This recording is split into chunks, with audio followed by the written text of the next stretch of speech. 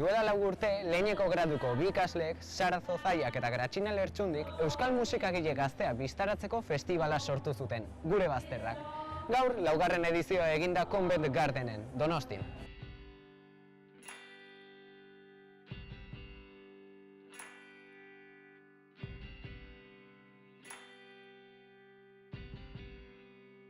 Hasi ginen, pixkat Euskal Herriko taldei bultzada bat emateko idea bezala ez, pixkat oso ohikoa etzan tokitan kontzertuak antolatzeko idearekin eta hasi ginen lehenengo festivala Orion egiten eta gero bigarrengoakin errepikatu genuen, hirugarrengoan ja aldatu ginen Pasaiko Albaolara, pixkat toki berezitzat genekalako hori ere bai.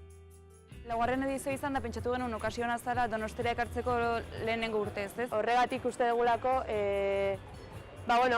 musika ohikoa ez tokitara zabaltzen dela eta bide batez euskal musikariei eta hasten nahi dian taldei aukera bat emateko hemen ibilbide bat egiteko. Guk pentsatu dugun formatu hau izan da egun bateko formatua, non toki berezi bat aurkituko genuen eta toki berezi hori baita ere moldatu guri gu kontzertu batera joango bagina, guk aurkitu nahiko genuen giro bat sortuz, ez?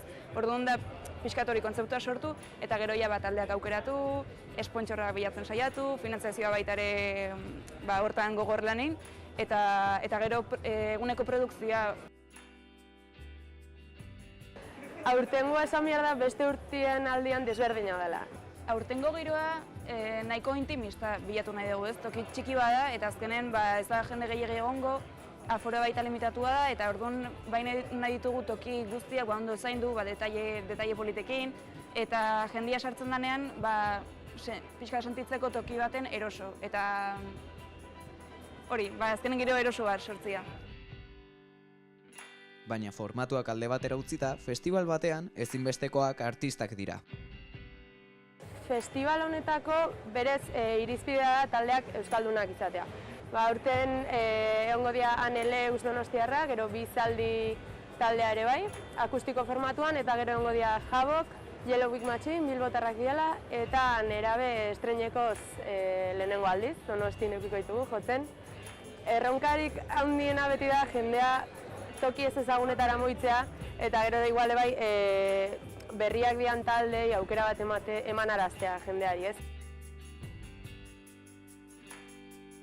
Unibertsitatea beti emateiztu bai laguntza juridikoa, finanziala ez, aspektu batzuk beti lantzen dituzu unibertsitatearekin batera, eta azkenen beti hor daude zuretzako, orduan guretzat bai izan da coacha oso garrantzitsua, eusen arazo izan da beti ere laguntzeko prest hor daudelako, eta beti sentitu dugu hor laguntza bat edo apoio bat beti genekala ez, unibertsitatearen aldetik.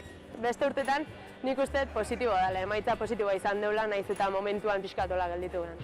Izenak behintzat pixkat lortu ez, izen bat lortu dugu eta hori garrantzitsua da, azkenak izenak asko egiten du marka bat sortzia da ez.